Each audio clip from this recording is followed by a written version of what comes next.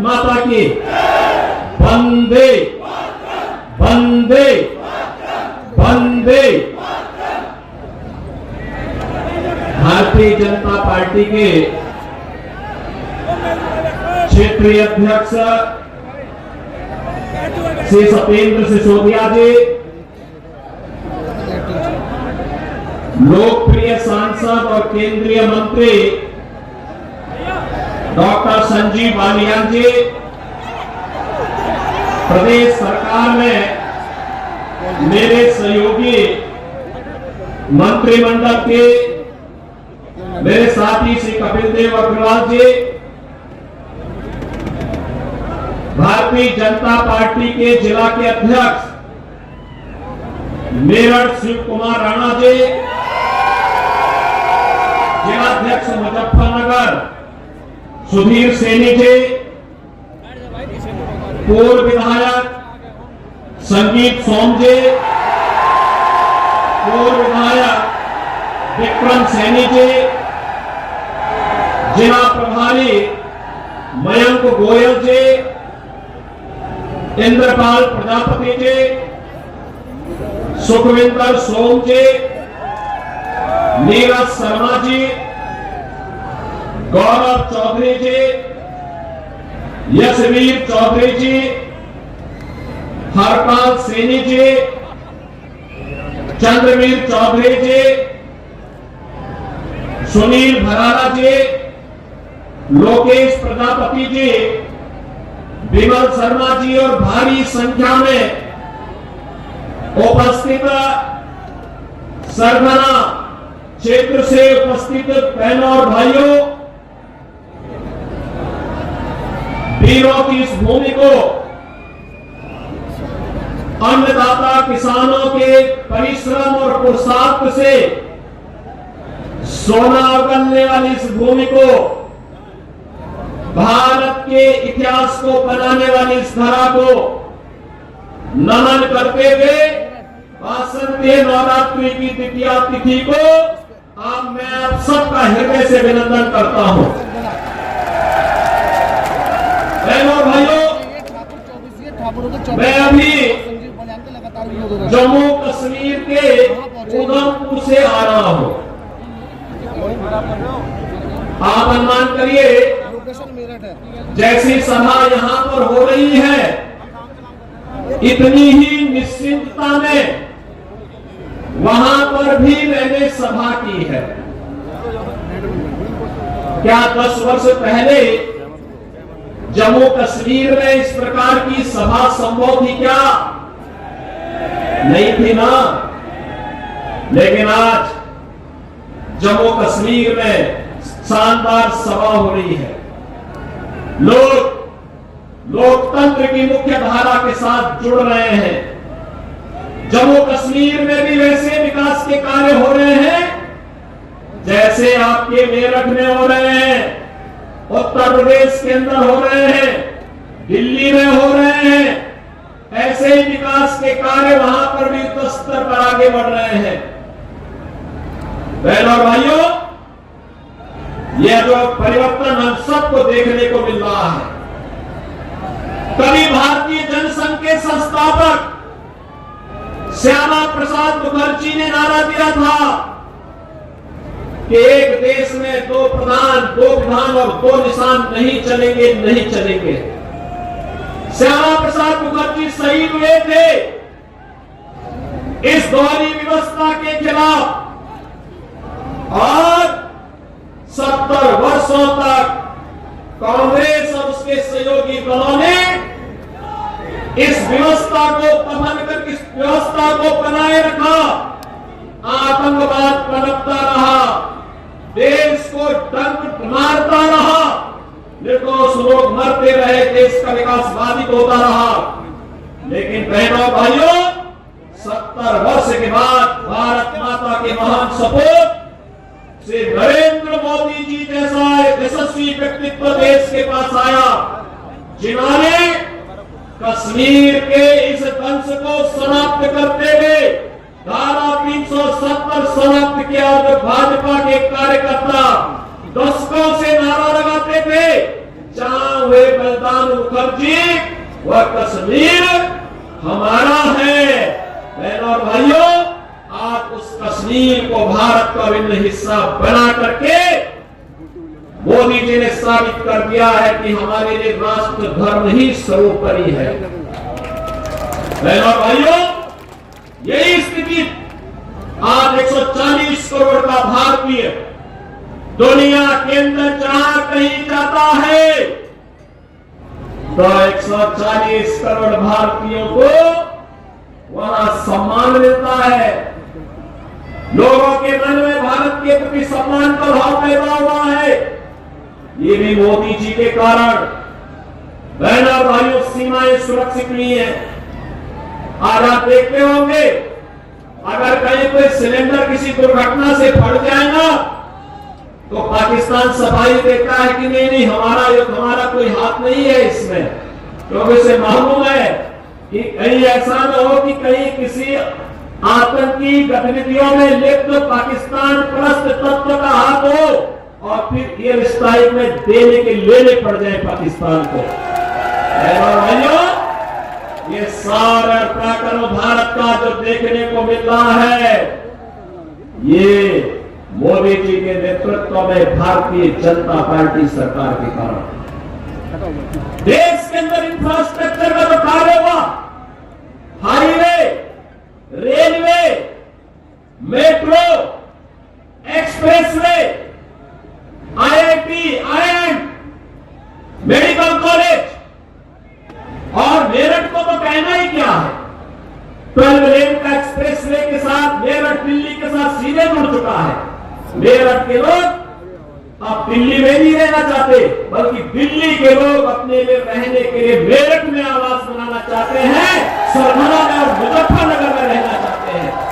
क्योंकि जो दूरी पहले 5 घंटे में तय होती थी, अब उस दूरी को मात्र 45 मिनट से 1 घंटे में तय कर देते हैं। रैपिड रेल 32,000 करोड़ रुपए की राशि केंद्र और राज्य सरकार लगा करके रैपिड रेल की सुविधा के साथ मेरठ को जोड़ चुकी है। और बहनों और भाइयों, उत्तर प्रदेश का पहला स्पोर्ट्स यूनिवर्सिटी मेजर ध्यानचंद जी के नाम पर इसी विधानसभा क्षेत्र में, मुजफ्फरनगर लोकसभा क्षेत्र में बन रही है। 700 करोड़ रुपए की लागत से बन रहा विश्वविद्यालय, जो भी उसका मानक होगा वो इंटरनेशनल स्टैंडर्ड का होगा, कोई समझौता नहीं होगा। और वर्ल्ड क्लास यूनिवर्सिटी आपको हम लोग यहां प्रदान करने जा रहे हैं। मेरठ में 1 डिस्ट्रिक्ट 1 प्रोडक्ट में स्पोर्ट्स आइटम को हम लोगों ने प्रमोट किया है। आज मेरठ की आइटम खेल की सामग्री दुनिया के अंदर बिक रही है। बहनों और भाइयों, मैं आप सबसे ये कहने के लिए आया हूं, एक तरफ विकास और दूसरी तरफ लोक कल्याण और गरीब कल्याण के कार्य, हर घर नल की योजना हो, हर घर बिजली का कार्य हो।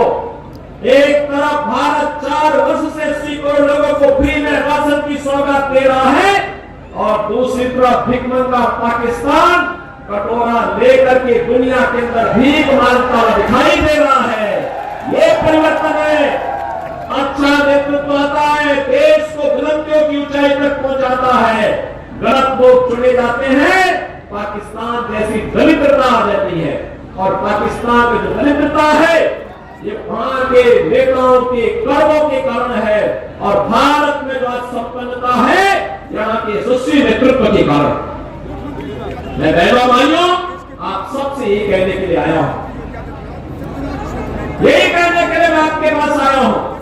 ये जो परिवर्तन आपको देखने को मिल रहा है मेरठ में, पश्चिमी उत्तर प्रदेश में, जो लोग गुमराह करने का कार्य कर रहे हैं, ये वही लोग हैं जिन्होंने संगीत सोम और संजीव बालियान को जेल के अंदर डाल करके यहाँ की जनता को कर्फ्यू में झोंकने का काम किया था। और मैं आपसे ये कहने के लिए आया हूं, ये चुनाव हमारा व्यक्तिगत रूप से किसी व्यक्ति के साथ मतभेद हो सकता है, लेकिन विचारधारा राष्ट्र धर्म हमारे लिए सर्वोपरि है। और कोई समझौता नहीं हो सकता है। जहां पे राष्ट्र धर्म को चुनने की आवश्यकता पड़ेगी, हम सब कुछ छोड़ करके राष्ट्र धर्म को चुनेंगे और राष्ट्र धर्म के लिए अपने आप को बलिदान कर देंगे। इसमें किसी भी प्रकार का कोई संकोच नहीं होना चाहिए और इसीलिए मैं आपका आह्वान करने के लिए आया हूं। हमें वह सरकार चाहिए जो कांवड़ यात्रा चला सके। कर्फ्यू लगाने वाली सरकार नहीं चाहिए, कर्फ्यू लगाने वाले लोग नहीं चाहिए। हम लोग इस बात को ध्यान में दें, जो लोग कर्फ्यू के पक्षधर रहे हैं, दंगा पॉलिसी जिनकी इस पूरे क्षेत्र में यहाँ के निर्दोष नागरिकों पर झूठे मुकदमे दर्ज करके यहाँ के नौजवानों के जीवन को जिन लोगों ने निकलने का काम किया था, उन लोगों को कभी माफ करने की आवश्यकता नहीं। जो लोग आए होंगे तमाम प्रकार की बातें कहने के लिए आए होंगे। बहनों भाइयों, मैं आपसे एक बात और कहना चाहता हूं। आपने महाराणा प्रताप का जीवन देखा होगा। महाराणा प्रताप, जब महाराणा प्रताप की बात होती है तो भारत के स्वाभिमान की बात होती है, भारत के सम्मान की बात होती है। स्वधर्म और स्वराष्ट्र के लिए कैसा बलिदान चाहिए। सत्ता नहीं, घास की रोटी खाएंगे लेकिन विदेशी हुकूमत के सामने कभी सिर नहीं झुकाएंगे। भाइयों, जिन लोगों ने कर्फ्यू करके इस क्षेत्र में बाल बेटियों की इज्जत को नीलाम करने का काम किया था, जो लोग यहाँ की बेटी और व्यापारी के जीवन के लिए खतरा बन चुके थे, उन लोगों को फिर से पलटने का अवसर मत दीजिए। वे लोग आएंगे, तुम दबा करके आएंगे, बाद में गिरेबान को पकड़ करके इस पूरे क्षेत्र में फिर अव्यवस्था और अराजकता फैलाने का कार्य करेंगे। इसलिए मैं आज आपका आह्वान करने के लिए आया हूं। विकास में कोई कोताही नहीं बरती गई, किसी भी प्रकार की कोई कोताही केंद्र और राज्य शासन ने नहीं बरतेगी। सुरक्षा के साथ कोई खिलवाड़ नहीं होने दिया, बेटी और व्यापारी को सुरक्षा का माहौल दिया।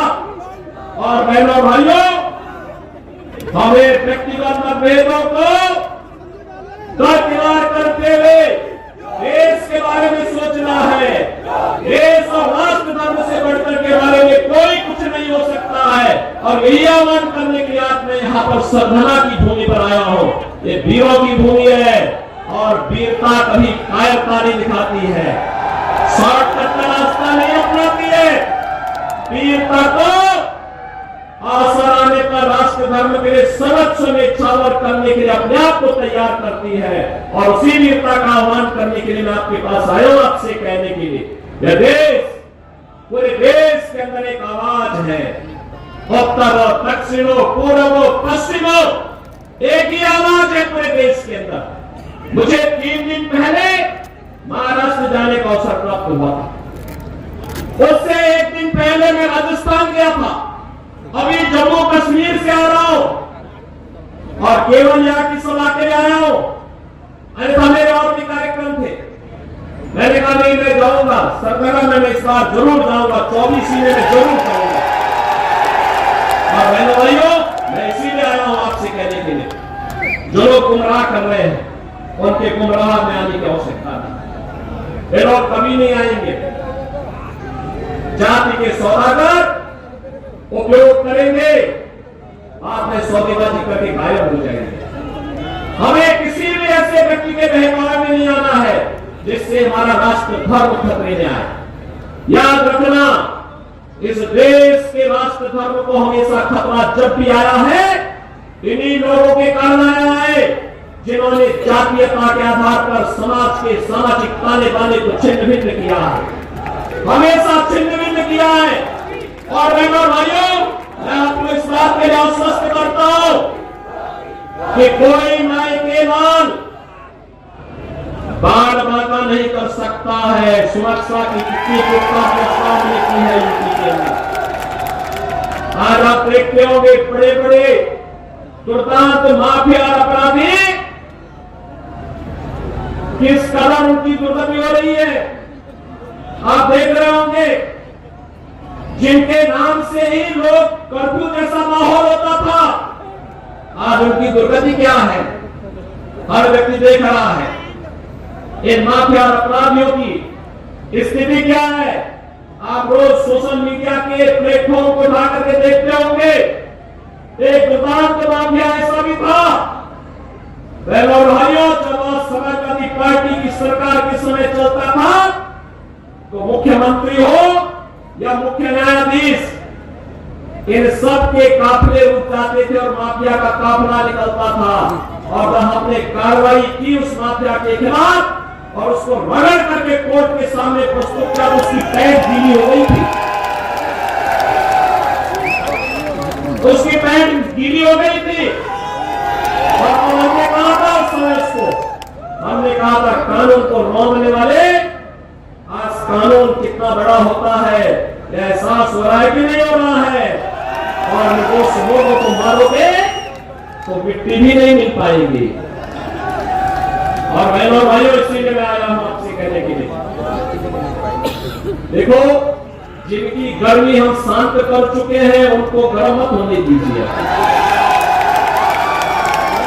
इस क्षेत्र को विकास की मुख्य धारा के साथ जोड़ने को, उनकी सबकी गर्मी शांत हो गई है, वे गए काम से। और इसीलिए मैं आप सबसे अपील करने के लिए आया हूं कि पूरे देश की एक आवाज है, पूरा देश एक ही स्वर में बोल रहा है। और वह बोल रहा है कि फिर एक बार